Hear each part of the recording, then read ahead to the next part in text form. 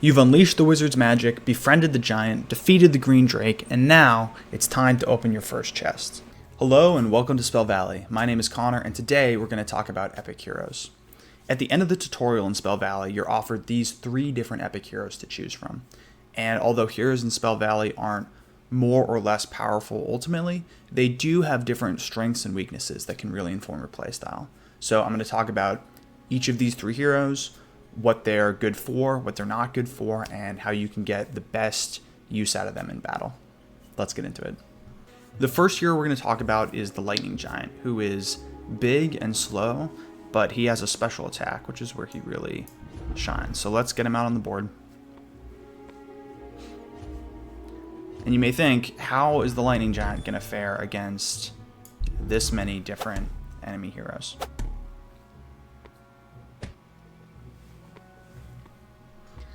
And luckily, this is actually the perfect situation for the Lightning Giant, because as you will see, his attack damages not just the primary target, but any targets touching it.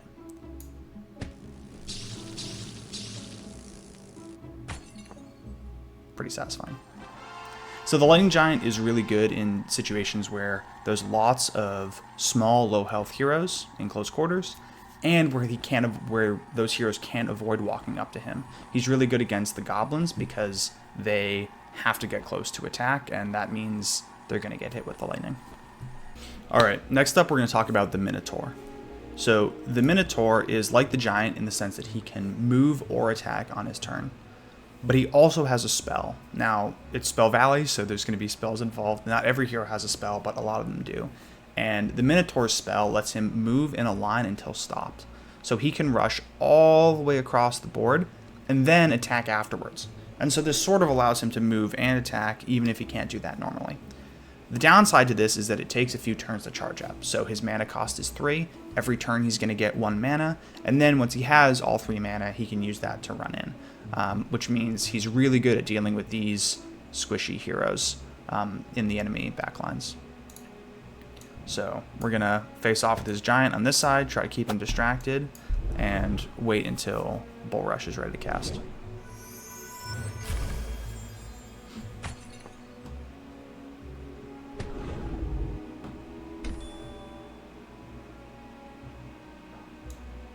So let's step back with the warrior so he doesn't die.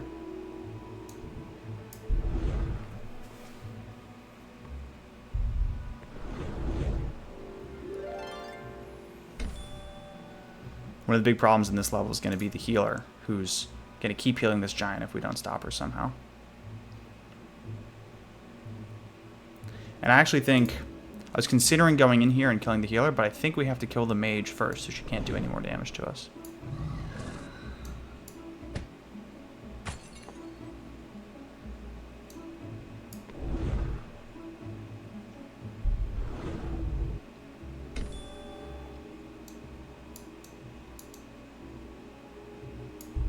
Alright, we're going to try to wall off the healer here.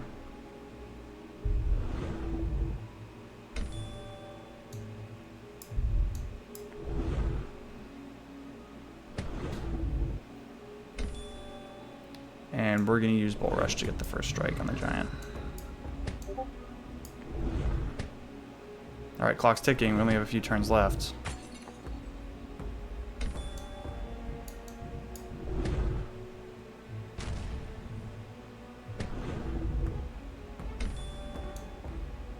Alright, we're able to kill the Giant. And luckily we're still in position to defeat his healer just in time before our towers decay. So that's the strength of the Minotaur, the ability to rush across the battlefield all at once and take out opponents, take your opponents potentially by surprise. Alright, so next up we're going to talk about the Green Drake. This is the final boss of the tutorial, and she's actually a playable character immediately afterwards if you choose her. So, like the Minotaur, she has a spell called Acid Breath, which is going to deal damage in a big area, like a cone of 5 hexes. And 5, 6, 7, this is a lot of damage here. And so she's really good at any targets who have less health than this, who she can really threaten and, you know, if she threatens all the hexes near them, then there's nowhere they can go. Another interesting aspect about the Green Drake is that she's a flying hero, which means that she can move to hexes that are 2 away from her, but not next to her, as you can see here. You can see these hexes she can move to, the white ones, but she can't move to the hexes next to each other, even though that's where she can attack. So I think what we're going to do is we need to, in this particular battle, we need to get on top of the Hermit before he transforms into a werewolf. This is another cool epic hero you can get later on in the game. And so we're going to try to cross the battlefield quickly to get on top of him, kill him with our acid breath if we need to, and keep our Green Drake alive with our healer while threatening the archers with our wizard. That's the plan. I'm going to try to do it with only 3 heroes. In this mission, you're actually allowed to use 5. I'm going to do it with only 3. So we're going to move the Drake here and not here because the square is in range of the archer, of this archer. Archers can attack hexes that are 2 away, but not right next to them. So we're actually safe if we go there. We can't move our healer up because the archers attack these hexes. So we're going to leave the healer there and go like that with the wizard. And our goal is to get the Green Drake into a position where she'll be safe. Yeah, so what we're going to do is we're going to pull the Green Drake here, which means she's in range of the archer, but we're going to walk the healer up to support. And actually, like I said, the healer is going to be safe here because the archer can attack things that are next to her. We're going to walk the wizard back and try to threaten this area here. All right, so because his Hermit doesn't really have anywhere to go, he's forced to attack like this, which means we can just kill him outright with our Green Drake. And this is how you want to deal with a Hermit. You want to get on top of him with a fast speed 2 hero or a flyer that's going to cross the battlefield quickly. So we can take out the Hermit.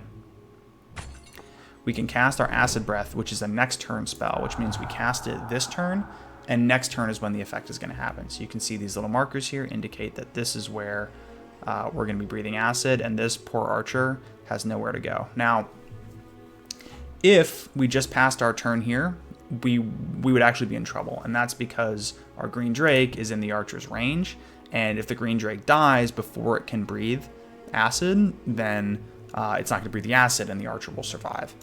Luckily, we have a healer here. We can step the healer up, heal our Green Drake, and yes, our healer could now die, but we don't care because this fight's almost over anyway. We're going to move our wizard into position. Our healer dies, but we get the acid breath off.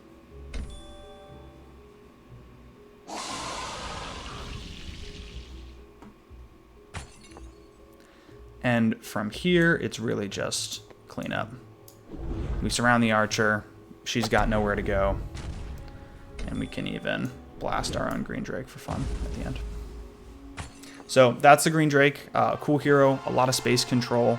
Also an AoE ability, kind of like the Lightning Giant, but the cone exists, can hit 2 hexes away from him instead of just 1, and so in some ways it's a little more flexible, but you have to do the extra work to set it up as well. So if you want a sort of higher skill space control hero that is really worth it if you work to get every inch of value, then the Green Drake would be a great choice for you.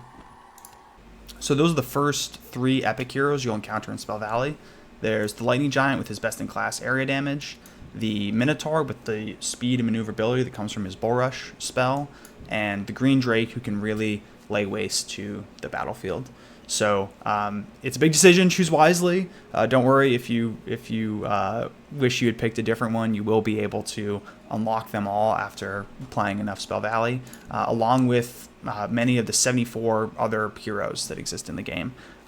We've got characters who can revive the dead or use wind to push each other around, or duplicate themselves, or turn the enemies into little pigs. So there's all sorts of different characters in the game with different effects and different abilities, and they really inform your strategy. We've got a very active Discord. The game is live in beta on Android and iOS right now. So if this video interests you and made you think that Spell Valley might be a good turn-based tactics strategy game for you, really invite you to download and join us. Thanks so much for watching. Take care.